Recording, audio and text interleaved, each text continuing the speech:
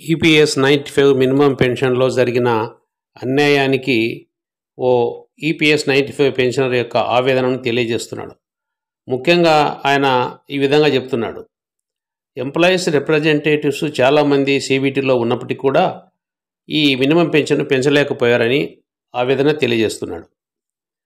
ఇక్కడ employees representatives ఎక్కడెక్కడ ఉన్నారో ఒకసారి చూద్దాం.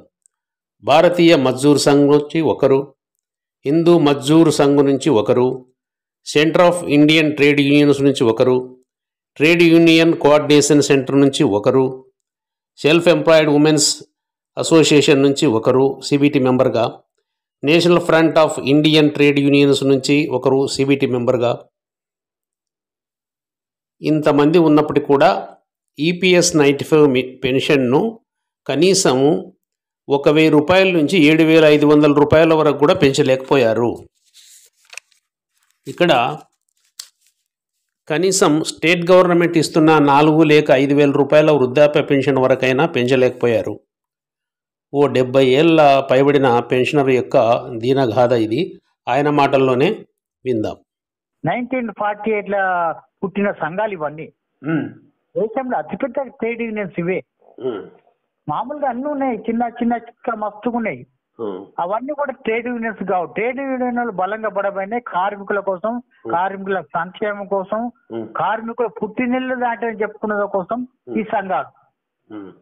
మరి ఇటువంటి సంఘాలు ఇప్పుడు సిబిటీలో మెంబర్లుగా ఉండి అక్కడ సిబిటి మీటింగ్ ఇప్పటి వరకు 235 మీటింగ్ జరిగింది. మొన్నటి వరకు 235 మీటింగ్లలో 1995 నుంచి ఇప్పటి వరకు 25-26 ఏళ్ళు గడుస్తున్నా కూడా సిబిటి మీటింగ్లకి అమెండ్మెంట్స్ ఈపీఎఫ్ఓ తీసుకొచ్చిండ్రు. దీన్ని మనం ఆమోదించినాము, దీన్ని వ్యతిరేకించినామని ఒక్కనాడు ప్రెస్ మీట్ పెట్టిన దాఖలా లేవు. ఇంతవరకు చెప్పలే. ఈ సిఐటి వాళ్ళు మొన్న చెప్పారంటూ, మొన్నది కాదు 25 ఏళ్ళ నుంచి ఎందుకు దాన్ని వాళ్ళ కార్మికులకు నష్టపరిచే విధంగా అమెండ్మెంట్ చేస్తే ఎందుకు ఆమోదించిండ్రు అంటే ఏం తెచ్చారు అనే ఒక ప్రశ్న వస్తుంది. ఒకటి 200, 500, 800 పోయి 2013లో మన్మోహన్ సింగ్ గవర్నమెంట్ ఉన్నప్పుడు వాళ్ళు 1000 రూపాయలు ప్రతిపాదించి దాన్ని చేశారు గవర్నమెంట్ వచ్చేసి 2014లో. దాని తర్వాత ఈ పెన్షన్ 1000 రూపాయలు అనేది ఇప్పటి వరకు కూడా అందరికీ చెందుతలేదు, అందరికి అందుతలేదు. మినిమం కూడా అందరికి అందలేదు. అంటే దీనివల్ల యూనియన్లు ఎందుకు కాన్సన్ట్రేషన్ చేయలేదు?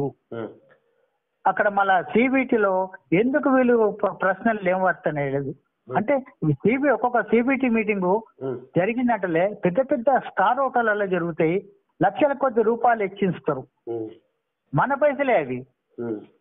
అటువంటిప్పుడు మనకు న్యాయం ఎందుకు జరిగేది? మినిమం పెన్షన్ ఎందుకు పెరగలే?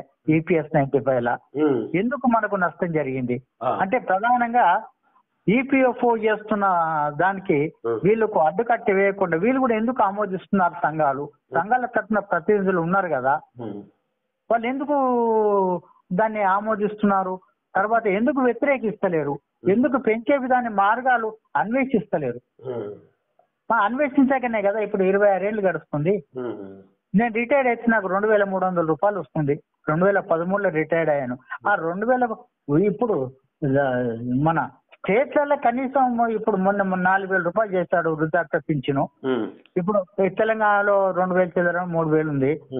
కనీసం అవి ఏమి 30-35 సంవత్సరాలు సర్వీస్ చేసి మనం కూడబెట్టుకున్న సొమ్ము ఏదైతే కష్టార్జితమో అంత 35 సంవత్సరాలు మనం జమ చేసుకున్న పైసలే మనకి ఇవ్వడం లేదు. ఏమి డిపాజిట్ పెట్టుకోకుండా డిపాజిట్ చేయకుండానే ఈ కనీసం వృద్ధాప్య పింఛన్కు స్టేట్ గవర్నమెంట్ ఇస్తుంది. దారుణం కదా. మరి దీని మీద మళ్ళీ ఎట్లా ఫైట్ చేయాలంటే ఎవరు చేయాలి? ఎట్లా ఇది ఎప్పటిదాకా పోతుంది?